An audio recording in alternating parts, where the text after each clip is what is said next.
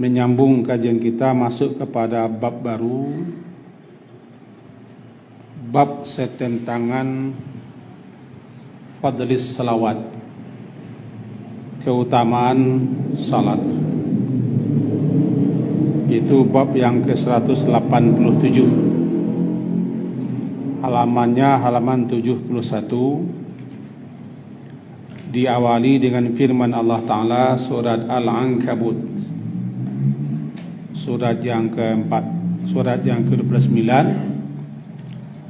ayat 45. Bagusnya kita tengok Quran karena di sini ditulisnya sepenggal saja. Ditulisnya hanyalah inna salata tanha anil fahsya'i wal munkar. Bagusnya semenjak awal itu semenjak utlu. Surat Al-Ankabut, surat yang ke-29, awal bab, yaitu bab keutamaan salat, ayat 45. A'udzubillahi minasyaitonirrajim. Bismillahirrahmanirrahim.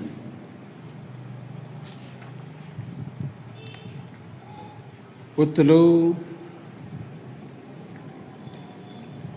ma uhiya ilaika minal kitabi wa aqimis salah inna salata tanha anil fahsya'i wal munkar wa la dzikrullahi akbar wallahu ya'lamu ma tasnaun. Halaman yang ke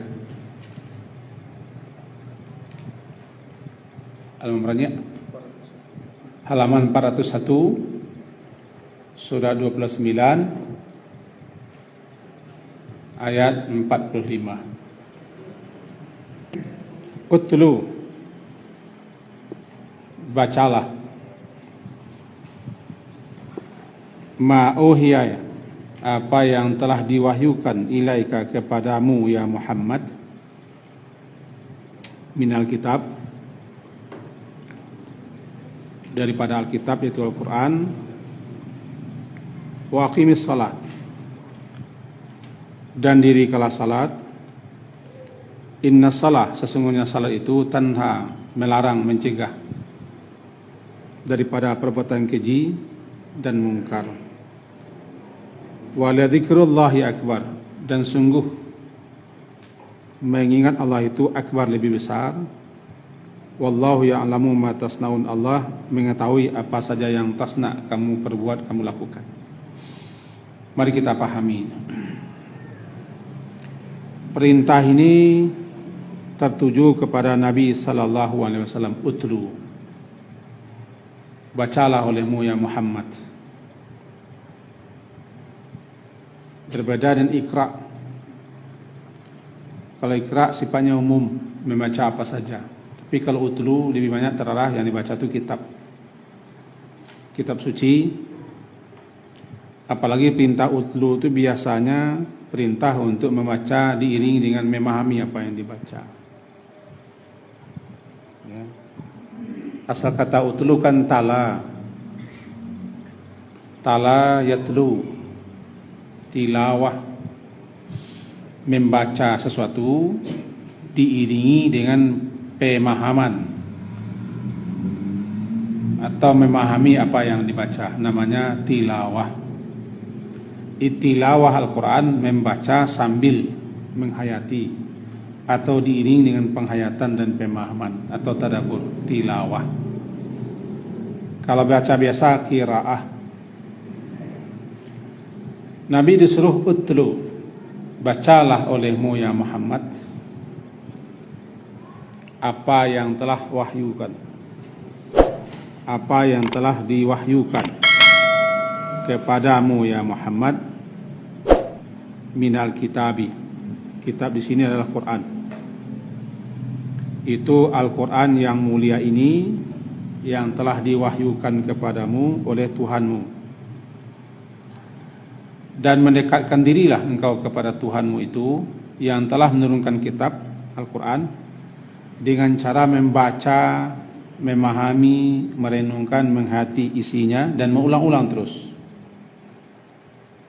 Karena dalam kitab ini terdapat petunjuk, pedoman, bimbingan, arahan, tuntunan, juga terdapat tentang adab, tentang akhlak-akhlak yang mulia, berbagai macam perintah, larangan, peringatan-peringatan, dan aturan-aturan. Untuk itu bacalah sebenar-benar dibaca, pahamilah sebenar-benar dipahami, hayati sebenar-benar dihayati, dan ulang-ulang membaca, supaya dapat petunjuknya, tuntunannya. Jadi bukan hanya membaca tamat, membaca selesai, tidak. Ini yang agak terledor barangkali sebagian kaum muslimin, karena mereka hanya asyik membaca untuk mengharapkan pahala. Membaca supaya banyak dapat fadilah dan keutamaan. Tidak. Bacalah berulang-ulang, hayati, pahami. Dengan cara begitulah engkau dapat petunjuknya. Pelajari bersama-sama. Kemudian aqimis salah. Kita cepat saja. Dan dirikan salat. 2. Pertama, bacalah kitab. Kedua, dirikan salat. Ini dirikan salat itu berkekalalah engkau mendirikan salat. Berketerusanlah engkau mendirikan salat dengan memenuhi rukun-rukunnya, syarat-syaratnya, adab-adabnya, kafiat-kafiatnya. Karena salat itu imaduddin. Karena salat itu tiangnya agama, pokoknya agama. Tidak ada agama kalau tidak ada salat. Orang yang tidak salat dianggap tidak beragama. Bahkan batas antara kekafiran dan kemuslim, muslim itulah salat itulah sendiri. Untuk itu makna aqim di sini bukan hanya laksanakan, tunaikan salat itu dengan rukun-rukun, syarat-syarat, adab-adab, kaifiatnya. Terus menerus setiap waktu, setiap hari 5 kali sehari semalam. Namanya aqimis shalah. Inna salata, sesungguhnya salat itu, salat yang kau dirikan itu, salat yang kau kerjakan berkesinambungan dan berketerusan itu, dengan memenuhi rukun-rukun, syarat-syarat, adab-adab, kaifiat dan kekhusyukannya. Tentu juga diiringi dengan pemahaman apa yang dibaca dan apa yang dilakukan. Tanha, dia mencegah, menghambat, melarang. Naha itu kan melarang dari perbuatan keji dan mungkar. Salat yang bagaimana? Salat yang dilakukan dengan kekhusyukan, memenuhi syarat-syarat, rukun-rukun, adab-adab dan kaifiatnya, lalu direnungkan, dihayati, dipahami apa yang dibaca. Disitulah kita dituntut pula untuk bukan hanya hafal dan menghafal bacaan salat, tapi juga harus mengerti kita apa yang kita baca, supaya salat itu membuahkan hasil. Hasil daripada salat itu antara lain adalah dia menghambat, melarang, mencegah pelakunya di berbuat keji dan mungkar. Ambil satu contoh. Salat itu dibuka dengan takbir. Setelah takbir kita disunnahkan baca istiftah. Kita ambil satu contoh istiftah. Allahumma ba'id baini wa baina khataayaya kama ba'ata bainal masyriqi wal maghrib. Ya Allah, jauhkanlah aku dengan salahku sebagaimana engkau menjauhkan timur dan barat. Berarti setelah salat kita berusaha menjauh. Kita minta kepada Allah agar jauhkan kita daripada salah dan dosa. Kalau kita pahami berarti kita harus menjauh diri daripada salah dan dosa. Sebagaimana jauhnya timur dan barat, kita tidak akan jumpa, tidak akan ketemu lagi. Allahumma naqini, ya Allah bersihkanlah aku daripada salah itu sebagaimana dibersihkan yang putih. Berarti kita berusaha bersih, jangan sampai dikotori oleh dosa. Allah maksil, ya Allah cucilah kesalahan-kesalahanku masa lalu, jangan terulang lagi. Berarti ini pahami, renungkan, habis salat kita akan Jadi yang dituju salat itu hendaklah salat di samping di waktunya, syaratnya dipenuhi, rukunnya dikerjakan, kaifiatnya dilakukan, adab-adabnya dipenuhi, kemudian ditambah dengan kekhusyukan dan pemahaman apa yang kita baca. Besar kemungkinan salat itu akan berpengaruh kepada si orang yang melakukannya dalam mencegah keji dan mungkar. Inna salata, sesungguhnya salat itu mencegah, menghambat, melarang daripada perbuatan keji dan mungkar.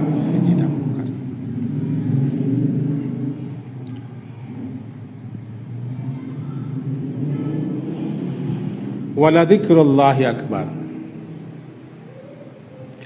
Dan sungguh zikrullah, la itu sungguh, dan la dan sungguh zikrullah, mengingat Allah itu jauh lebih besar. Mengingat Allah lebih besar daripada segala sesuatu. Dan mengingat Allah itu istilahnya akbar min kulli syai' fi dunia, lebih besar daripada segala yang ada di dunia ini. Mengingat keagungannya, kebesarannya, keesaannya, keperkasaannya. Lebih-lebih dalam salat, dalam pelaksanaan ibadah, dalam segala urusan kita, ingatlah Allah. Nah, menyimak penjelasan ulama, ada 3 buah kitab tadi yang kita tengok, kita ambil satu. Di sini salah satunya adalah maksud la dzikrullahi akbar itu, sungguh mengingat Allah jauh lebih besar, adalah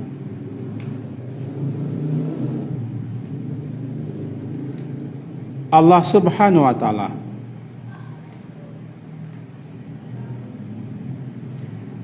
sungguh lebih besar ingatnya kepada kamu dibanding zikirmu kepadanya. Kita ulang. Allah Subhanahu wa taala ingatnya kepada kamu dengan berikan balasan, ganjaran, fadilah, keutamaan jauh lebih besar daripada zikir atau ingatnya kamu kepada Allah dalam ibadat dan salatmu. Mudah-mudahan tertangkap. Ingatmu kepada Allah dalam pelaksanaan ibadahmu, dalam salatmu, dalam apa saja, dibanding dengan ingat Allah kepadamu jauh lebih besar. Ingat Allah itu kepadamu dengan berikan kamu balasan, ganjaran, fadilah, keutamaan atau pahala. Satu. Yang kedua, memahami begini, bahwa dalam mencegah perbuatan keji dan mungkar, karena sedikit mencegah perbuatan keji dan mungkar, mencegah perbuatan keji dan mungkar itu lebih besar dengan zikir dibanding dengan cara yang lain. Apa maksudnya? Ketika orang akan melaksanakan perbuatan keji dan mungkar, lalu dia ingat kepada Allah atau diingatkan kepada Allah, itu jauh lebih besar pengaruhnya, kesannya kepada orang yang diingatkan itu daripada yang lain, bahkan daripada salat sendiri.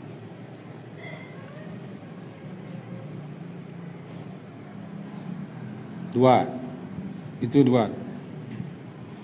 Disebutkan begini, tidak ada satu amalan anak Adam pun yang lebih dapat menyelamatkannya daripada azab Allah selain daripada zikir kepada Allah. Sahabat tanya, apakah juga tidak jihad? Jihad fisabilillah. Kata beliau, meskipun seseorang kamu memukul, memancung kepala musuhnya dengan pedang, tetap berzikir kepada Allah jauh lebih besar daripada itu. Sebab tujuan memerang orang untuk zikir kepada Allah. Maka bagaimanapun zikir jauh lebih besar manfaat fadilah. Zikir yang sebenar-benar zikir. Maka salat orang yang berzikir dalam salatnya dengan orang yang tidak berzikir dalam salatnya beda.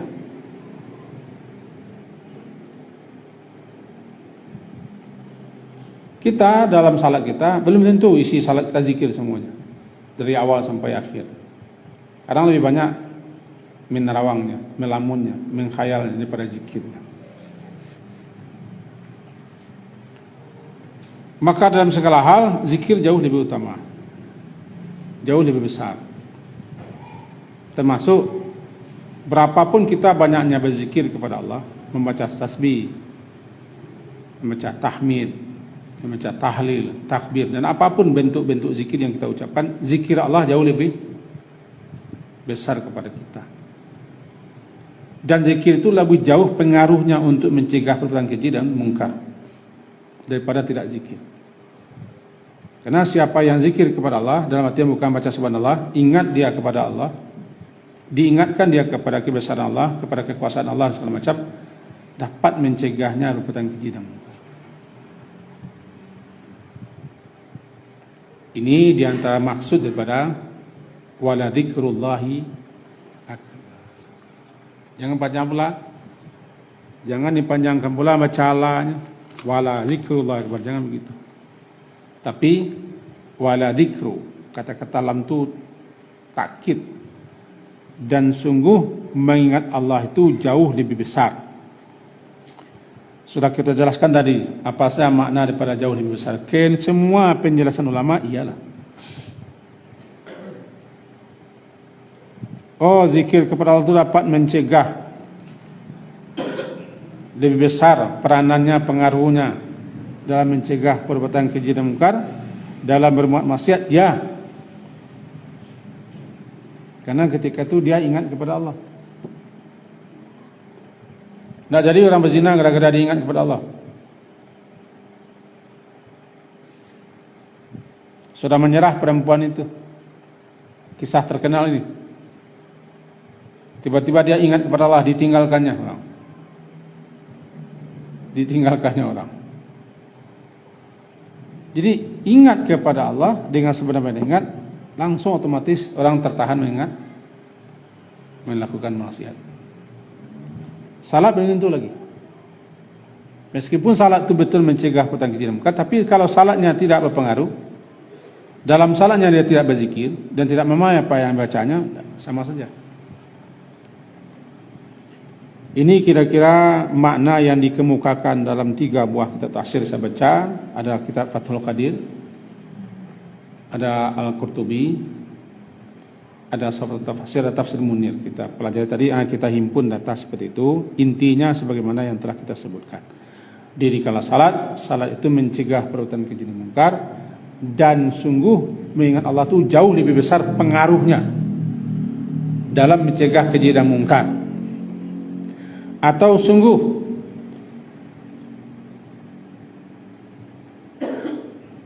Allah mengingatmu dengan memberikan balasan, ganjaran, pahala dan fadilah jauh lebih besar daripada zikirmu kepada Allah. Jadi zikir Allah kepadamu jauh lebih besar.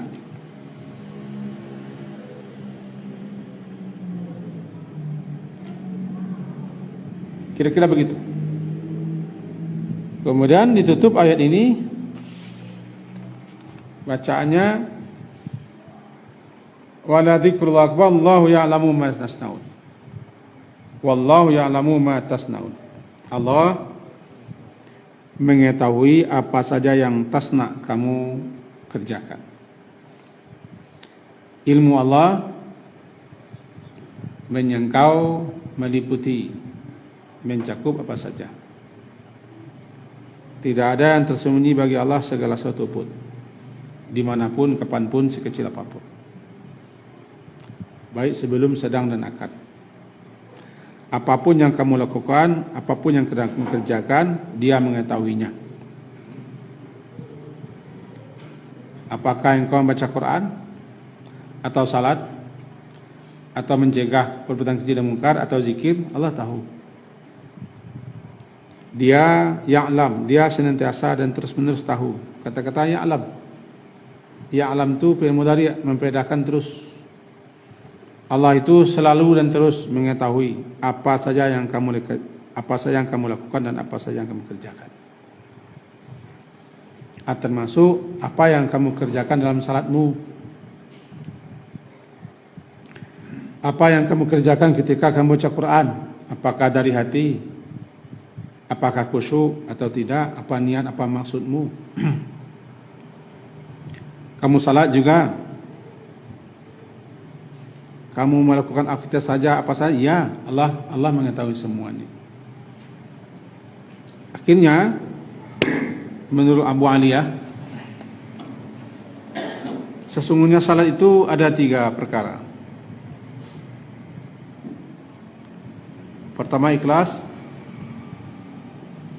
kedua khasyah, takut, yang ketiga zikrullah. Kata Abu Aliyah, diringkas daripada tafsir Ibnu Katsir, salat itu ada 3 kisal. Yang pertama ikhlas, yang kedua khasyah, takut, yang ketiga zikrullah. Ikhlas menyuruhmu berbuat yang baik. Al-ikhlasu ya'muruhu bil ma'ruf. Ikhlas itu menyuruhnya berbuat baik. Al-khasyah, takut, mencegahnya berbuat kemungkaran. Mengingat Allah, itu membaca Quran, menyuruh dan melarangnya. Bisa tertangkap? Enggak. Selalu 3 perkara. Ikhlas, khasyah takut, zikrullah, zikir kepada Allah. Ikhlas, kalau ikhlas orang dalam salat itu yang menyuruhnya berbuat ma'ruf. Kalau ada khasyahnya mencegah membuat yang mungkar. Khasyah takut, rasa takut kepada Allah lah yang mencegahnya membuat mungkar. Zikrullah, mengingat Allah atau membaca Quran, itu isinya ada perintah, ada larang. Salat yang kosong daripada 3 ini, salatnya hampa. Orang yang ikhlas, keikhlasan itulah yang menyuruhnya berbuat baik. Orang yang khasyah, takutnya yang mencegahnya berbuat mungkar. Orang yang ingat kepada Allah dengan baca ayat Quran, isinya perintah-perintah dan larangan-larangan. Ketiga salat mencakup ini. Salat ketiga-tiganya di sini. Kalau tidak ada, hampa. Kata Abu Aliyah. Rujuk nanti kitab Tafsir Ibnu Katsir. Walaupun pakar Tafsir Ibnu Katsir kita tidak datang lagi kan, rujuk ke sana. Jadi intinya surat yang kita baca ini, surat ke-29 ayat 45 surat Al-Ankabut, mengingatkan kita. Pertama, diperintah kita itu untuk terus-menerus membaca Al-Quran sebagai pedoman, sebagai petunjuk, tuntunan dan bimbingan. Bacalah, hayatilah, pahamilah, renungkanlah supaya dapat petunjuknya. Kita tidak diperintah membaca secara hampa. Bacalah sebenar-benar baca, yatlunahu haqqa tilawati. Sebenar-benar membaca diiringi pemahaman, pengertian. Itu yang perintah. Utlu ma uhiya ilaika min kitab. Supaya kita dapat petunjuknya, tuntunannya, pedomannya, arahannya, bimbingnya, perintahnya, larangannya, aturannya. Itu perintah. Kemudian perintah menegakkan salat. Aqimis salat, menegakkan salat maknanya laksanakan salat itu sebagaimana mesti yang diperintahkan. Di waktunya, memenuhi syaratnya, rukun-rukunnya, kaifiat dan adab-adabnya serta kekhusyukannya. Salat yang dilakukan dengan itu dapat mencegah perbuatan keji dan mungkar. Salat yang dilakukan seperti itu, salat yang dawam, salat yang berkekalan di waktu-waktunya, salat yang memenuhi syarat-syarat, mengerjakan rukun-rukunnya, melaksanakannya sesuai dengan kaifiatnya, memenuhi adab-adab dalam salat, salat seperti itu dapat mencegah perbuatan keji dan mungkar. Yang ketiga, bahwa mengingat Allah jauh lebih besar daripada segala sesuatunya, bahkan daripada salat itu sendiri. Karena tujuan diperintahkannya salat, tujuan didirikan salat untuk mengingat Allah juga. Aqimis salah li dzikri dalam surat Taha. Laksanakan salat untuk mengingatku. Laksanakan salat untuk mengingat. Kalau kamu salat dan ingat aku, maka belum terlaksana apa yang perintah.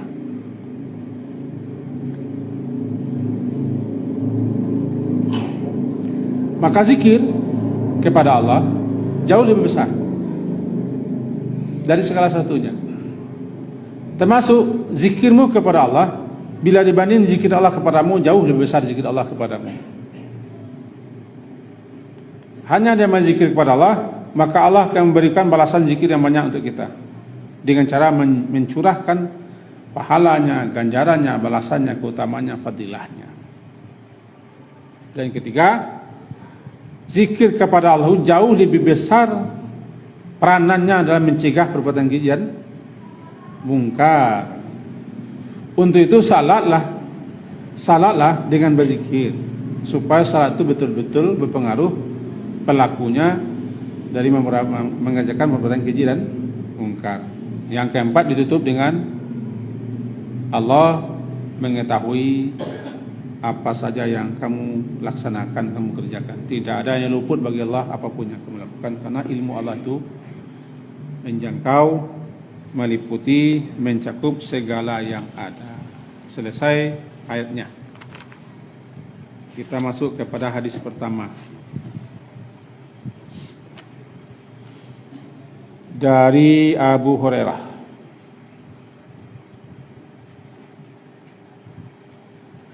radhiyallahu anhu qala, sami'tu Rasulullah sallallahu alaihi wasallam yaqul. Kata Abu Hurairah, aku mendengar Rasulullah sallallahu alaihi wasallam bersabda, ara'aitum, bagaimana pendapatmu, lau anna nahran, lau jikalau sekiranya nahran, sebuah sungai,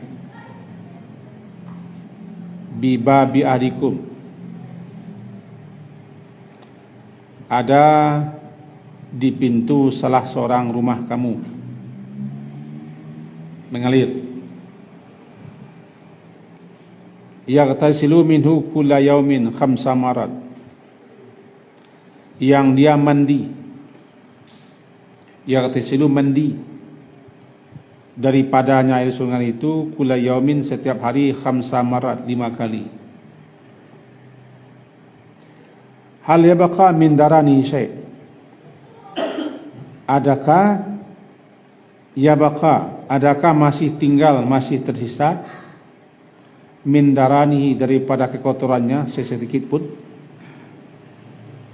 Qalu, mereka berkata, la yabqa min darani syai', tidak, salah, tidak akan ada yang tinggal lagi kekotoran sesedikit pun di badannya. Qala, beliau bersabda, fadzalika mathalus salawatil khamsi, demikian itulah perumpamaan salat yang 5 waktu. Yamhullahu bihinnal khataya, Allah menghapuskan dengan salat yang 5 waktu itu berbagai macam kesalahan-kesalahan. Ini namanya tamsilan. perumpamaan yang Nabi buat agar tertangkap di kita bagaimana keistimewaan salat itu dalam menghapuskan dosa-dosa. Salat yang kita kerjakan 5 kali sehari semalam terlalu banyak fadilah, keutamaan, keistimewaan dan keagungannya. Sangat banyak. Di antaranya, salat itu dapat menghapuskan dosa-dosa yang dilakukan oleh orang yang salat. As-salawatul khamsu, salat yang 5, wal jumu'atu ila jumu'ati, Jumat ke Jumat, wa ramadhanu ila ramadhan, Ramadan ke Ramadan, mukaffiran, menghapuskan kesalahan-kesalahan yang terletak di antara-antaranya selama yang besar-besar tidak dikerjakan. Dalam surat Hud, kan masih ada Quran di tangan kita, silakan pinjam saya satu Ustaz, Quran saya. Surat Hud, surat ke-11. Mari kita buka sebentar. Hud, surat ke-11.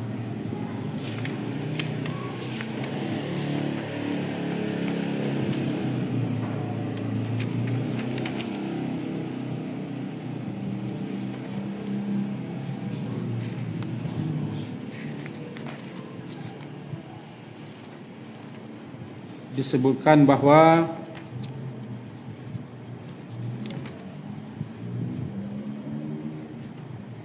mana dia? Hilang surat saya.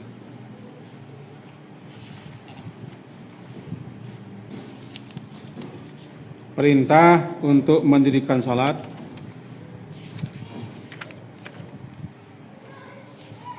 bahwa dia dapat menghapus,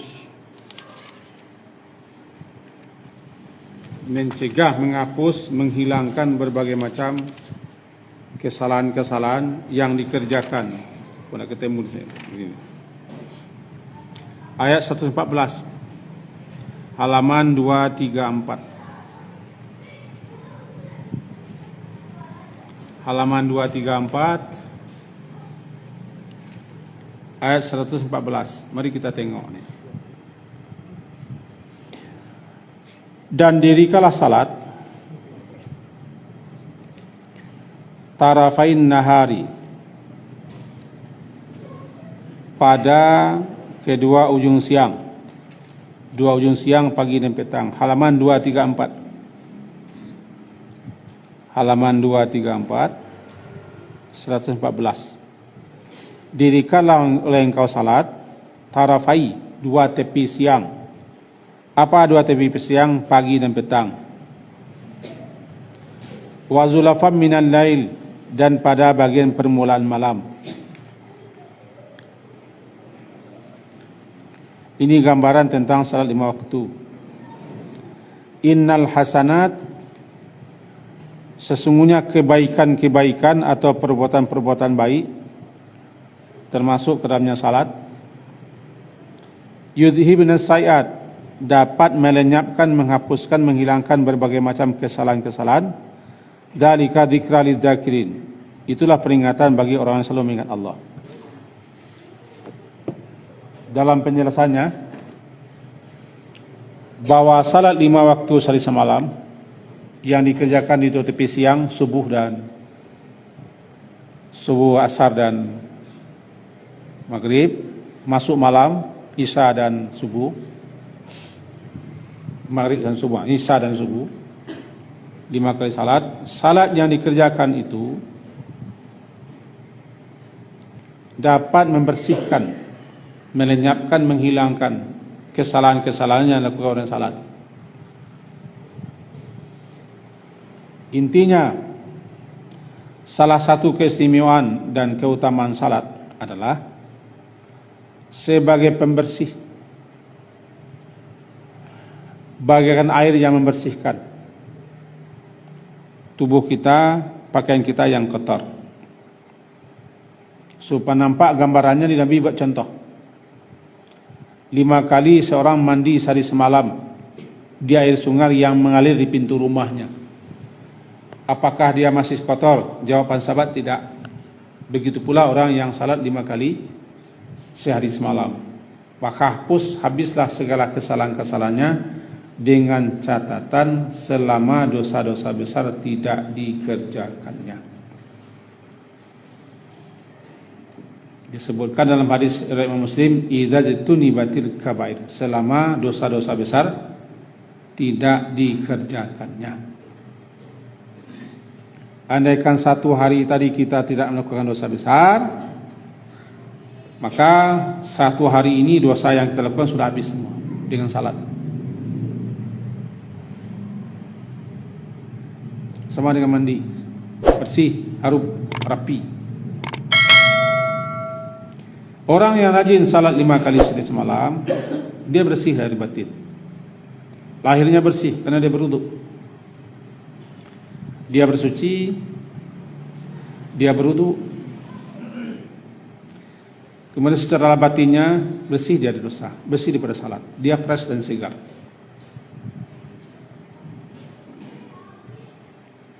Dengan begitu, perumpamaan Nabi bagaikan orang yang mandi 5 kali sehari malam di air sungai yang mengalir di depan pintu rumahnya. Apa di pintu rumah? Artinya dia tidak susah-susah untuk mandi, tinggal tanggal baju masuk air. Salat juga begitu, tidak susah salat. Tentu saja salat yang bagaimana? Salat yang ditunaikan, yang tadi lagi, salat yang dikerjakan dengan memenuhi syaratnya, rukunnya, kaifiatnya, adabnya, dan kekhusyukannya. Karena nilai salat yang kita peroleh itu tidak sama. Nilai hasil salat kita itu tidak sama.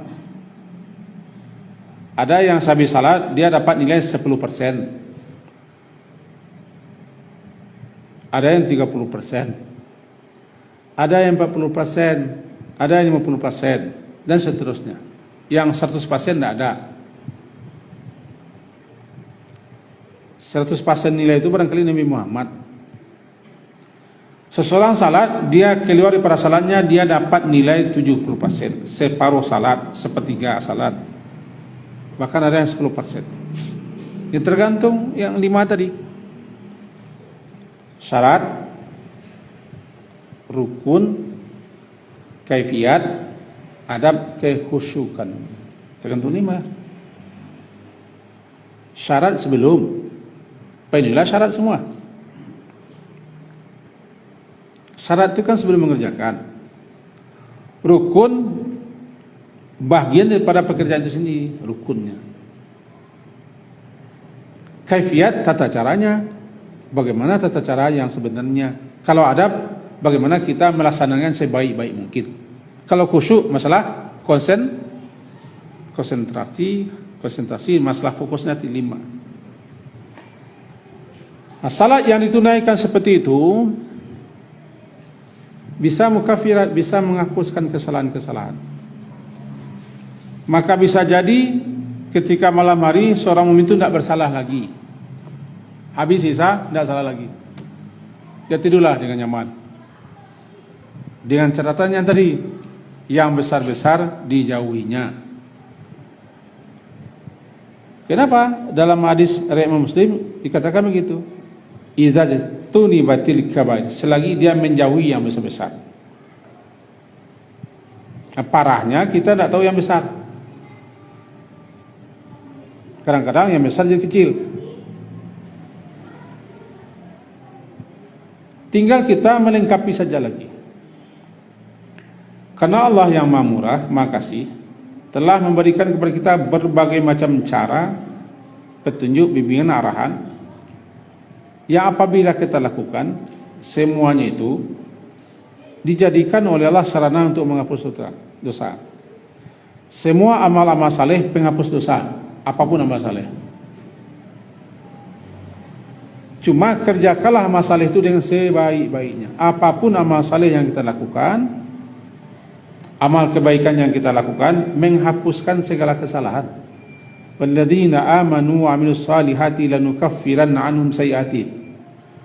Orang yang beriman dan beramal saleh, kami akan hapuskan segala kesalahan-kesalahan mereka. Jadi salat masalah, baca Quran masalah, ta'lim masalah, doa masalah, zikir masalah, pokoknya masalah, menghapuskan kesalahan. Apalagi yang tiang agama betul yang kita kerjakan. Dengan begitu berusaha sajalah salat itu agar terpenuhi yang 5 tadi.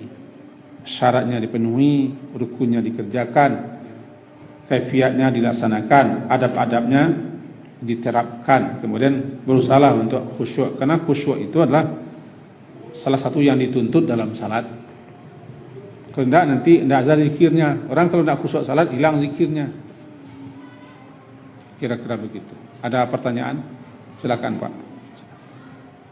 Kalau salat ditambah yang jumlah jemaah di sekepet itu mana sama nilainya yang jumlah jemaah banyak?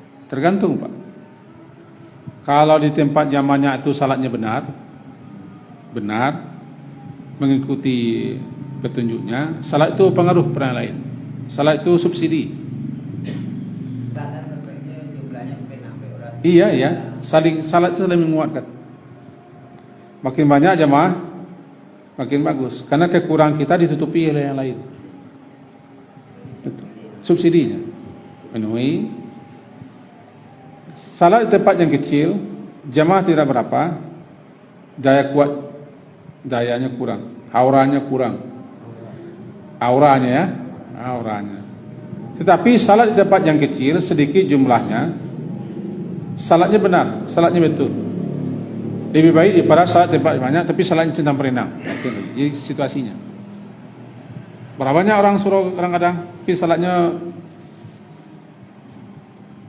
tidak jadi jam pengkanya itu. Nah, kaifiat. Jadi untuk itu cuma catatan C, perempuan tidak boleh jauh-jauh salat. Perempuan makin dekat dengan rumahnya makin bagus salatnya. Perempuan lah, laki-laki boleh kemana-mana. Cuman di mana saja kita salat, di masjid apapun, di musala apapun sebenarnya sama. Tidak tergantung dengan masjidnya, tergantung dengan jamaahnya sebetulnya, jamaah dan imam yang pelaksanaannya. Karena salat itu tidak tergantung dengan tempat. Khusyuk tempat itu sembahyang, tidak tempat itu khusyuk. Perasaan tenang barangkali khusyuk. Ya Pak, ada yang lain? Nah, berarti kita tutup dengan satu keringkasan kaji bahwa salat itu mempunyai kedudukan yang sangat utama, tidak dapat ditandingi. Jangan ditanding, disetarai oleh ibadat ini, tidak bisa. Karena salah satu-satunya ibadat yang langsung Nabi terima tanpa perantara malaikat adalah salat. Selain daripada salat, semua ibadah diterima Rasulullah melalui perantara Jibril. Kalau salat langsung, itu saja sudah menunjukkan keistimewaan salat. Inilah yang akan kita baca dalam hadis-hadis berikutnya tentang fadilah, keutamaan yang terdapat dalam salat. Baru kali ini kita malam hari ini baru kita buka dulu hadis pertamanya. Semoga kita termasuk orang yang mendirikan salat, bukan hanya yang mengajarkan salat. Amin. Sekian saja. Subhanakallahumma bihamdika, asyhadu an la ilaha illa anta, astaghfiruka wa atubu ilaik. Wassallallahu ala Muhammadin wa ala alihi washabbihi ajma'in. Alhamdulillah. Assalamualaikum warahmatullahi wabarakatuh. Syukran ya Rabbi, syukran. Hadaita qalbi, syukran.